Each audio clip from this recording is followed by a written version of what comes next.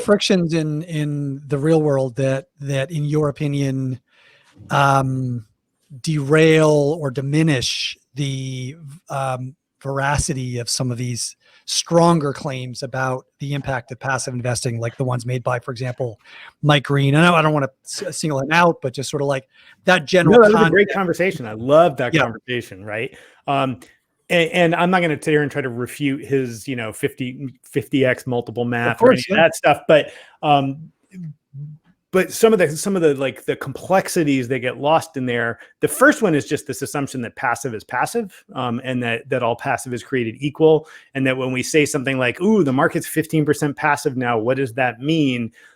That's such a big umbrella, because inside that 50% passive, you have an enormous number of people making systematic value bets and an enormous number of people simultaneously making momentum and growth bets in passive vehicles.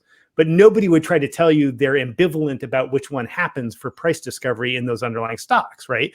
This is such a nomenclature challenge, right? I mean, Corey and I were chatting throughout the day about this, because you get this pushback on, well, indexing is passive or not, or, so much of, I think, what Mike Green is saying and what Corey was asserting is predicated on a definition of passive, which is market cap weighting, right? And if you're deviating from cap weighting, then you're active. Well, and we don't need to have a discussion about nomenclature, but if we sort of just say, so actually, I'll throw it back to you. So there's been claims that about 45 to 50% of the market is now passive investing.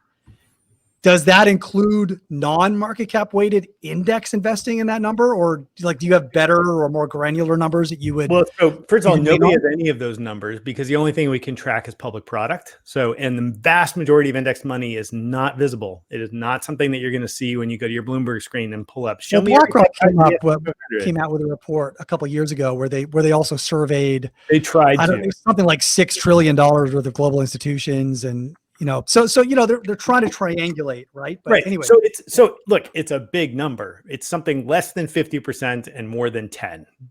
That we're in that range. 95% range.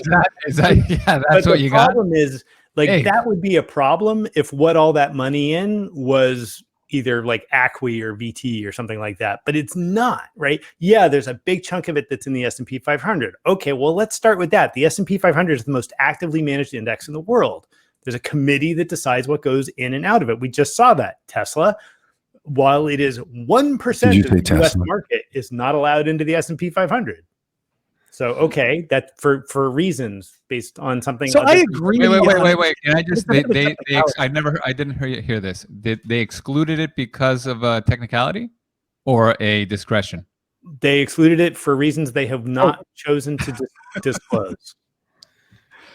But either way, it's pretty close to, I agree with you. Technically, it is an active index. There's a committee and they select, and sometimes there's oddities. But you just had a stock lose 15% of its value because a bunch of people in a boardroom made one decision.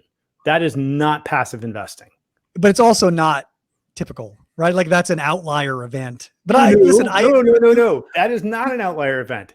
That's the norm. Look at what happened when the Qs just decided to spontaneously rebuild the NASDAQ 100 index because they didn't want to have to kick Apple out. These big old name brand indexes that we talk about, like the NASDAQ 100 and the S&P 500 and the Dow, God forbid, they're not passive and they're not actually particularly useful target vehicles for investors. If the passive number we're talking about, whether it's 10 or 50%, was the Russell 3, then we'd have a much bigger problem. But underneath this umbrella of passive are people doing low vol smart beta and hedge funds doing sector rotation strategies.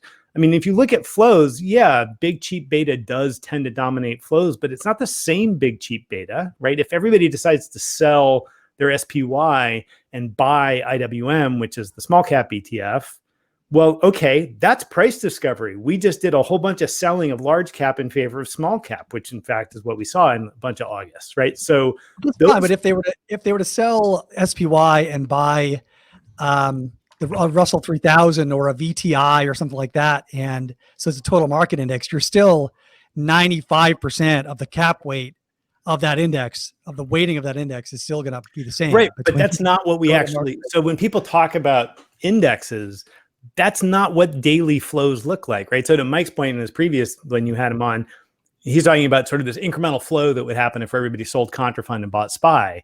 The problem is they're not going to buy SPY. Some of them are going to buy, Principal's mega cap smart beta fund, and some of them are going to buy the Qs and therefore load up on Tesla. And some of them are going to buy SPY and skip Tesla entirely.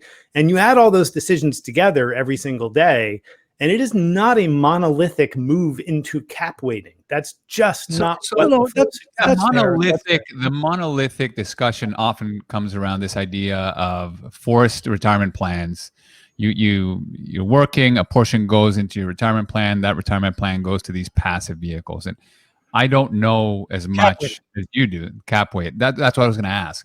But I don't know as much as you do. But again, retirement accounts seem to me to be very cap weighted oriented. They're not getting fancy with factors. They're not getting fancy with anything else. And they're not timing between IWM and the SPY.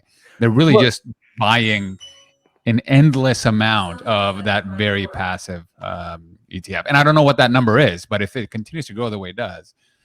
But the irony is that defined contribution space is one of the last places that active fund managers are still pulling in assets. Like if you remove the defined contribution market, the U.S. mutual fund market would be a fraction of the U.S. ETF market.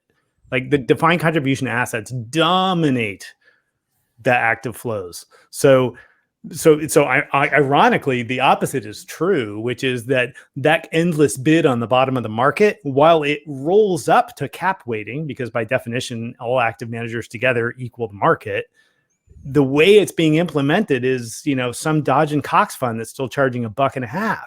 Like that's where those funds still get assets. At the margin, are we seeing more money flow? Like your typical defined contribution fund, they're not there are very few funds that are migrating from passive index based for sure default options to active default options. There are much larger number that are moving the other way, and a new entrant in this is a state of disequilibrium. Yeah, so it's at the margin. So I will certainly agree with you, or at least I'll concede to you that there is still a very large fraction, and one of the larger fractions across all the different investment cohorts in active funds in the defined contribution space. At the margin, you are still seeing a continuous flow of funds toward the passive space and away from the traditional active space and towards cap weighting. No? Yeah. So I'm not trying to argue that active is in the middle of some massive comeback and we all missed the memo. That's not the point. I'm not trying to make that point at all. I'm simply saying that when we're starting to talk about things like structural impacts on price discovery, this is a big, complicated, hairy market. And so I get nervous anytime anybody tries to tell me, well, because of cap weighting, the market is destroyed. Because I look at flows every single day, and on any given day, it's just as likely for me to say, flows into SPY and its ilk are down 10 billion, and flows into momentum tech stocks are up 30. Like, that's not an unusual day in this year. But try to tell me why that means that we don't have any price discovery going on. Well, hold on a second. So we have your 1993 example for you replicating indices at 2 basis points, right? 30 years ago. So we know like institutions have a pretty dominant place, and there's a whole bunch of assets that are just parked. Yes, sort of market cap.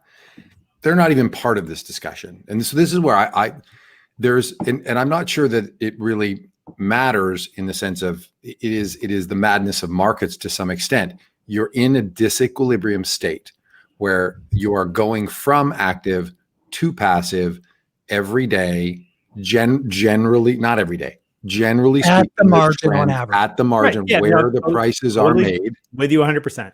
So this is the challenge, right? The active manager has a set of stocks. They're sold every day, and then they're placed with their cash into the index, generally speaking. So not on whole, but at the margin, that disequilibrium is where we sit at the moment. And that is the thing that can cause distortions until such time. So if, the whole argument that, oh no, a market cap could be 85% of the 85% of the market, but 15% would preserve price discovery because that 15% would go and find the price. In equilibrium, agree. But isn't On that the what way, we're gonna have large distortions based on herding, human behavior, all of these other issues. So I think we would all agree that the S&P 500 is a decent proxy for passive investing in the United States, right? Certainly the most used, most tracked, most invested large equity I'd argue. in the United States. Yeah. So I don't want to lose an argument, so okay.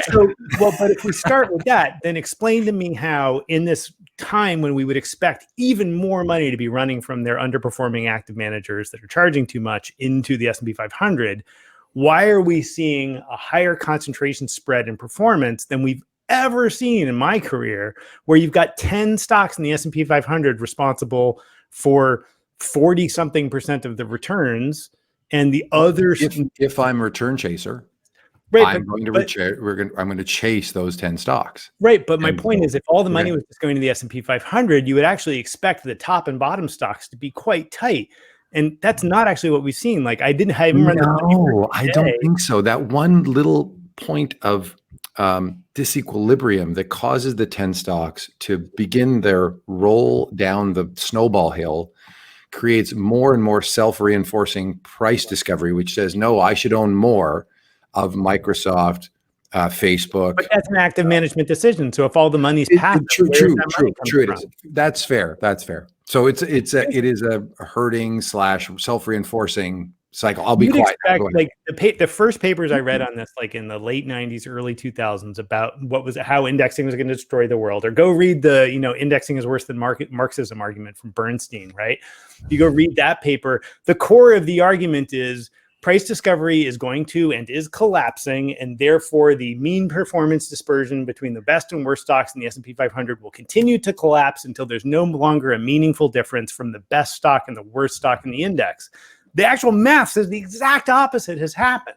We've had just massive divergence between. I don't think that's what I don't know that that's what that implies, right? So one of the things that fell out of a lot of these conversations about cap weighted indexing is the fact that so imagine, and I'm just throwing numbers out there, but imagine that Apple has 5% of the cap weight of the index. I'm not sure what they have, but let's just say they have 5% of the cap weight of the index. Do they have and that it's 50 times larger in terms of its its proportional weight in the index than the 10th largest stock? Does Apple also have 50 times the daily dollar liquidity as the 10th largest stock? And if they don't, but at the marginal dollar, they need, it's pretty close to go into that stock. But trading volume on a dollar basis tracks market. I mean, I haven't run the study lately, but I've never run that study and not had it be a pretty damn high correlation between. But even if it's slightly off, even if it tails off at like, it's 80% or 90% or whatever, then you're going to have a disparity where you've got dollars that are going to flow into the market. They're going to hit the offer. There's going to be at the margin fewer shares, dollar weighted basis, fewer shares on the offer, and all things equal, there's going to be not enough supply in the largest stocks to meet the demand, because there just isn't the same proportional level of supply as there is required for that share of market capitalization.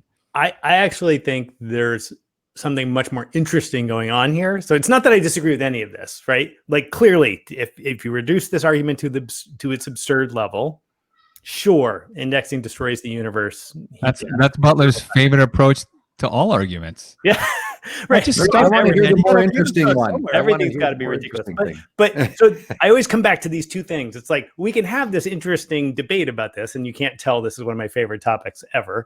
But like, we can have this debate. There's a bit of so what? Like, are we going to like literally ask Congress to pass a law banning passive investing, and exactly how would you implement that? I mean, like, literally, there's a little bit of so what. No, but I don't think there's no one on this. Well, we might complain internally about this dynamic, but that's not really the point. The point is, if this dynamic is true, then what should we do, or how should investors position, right?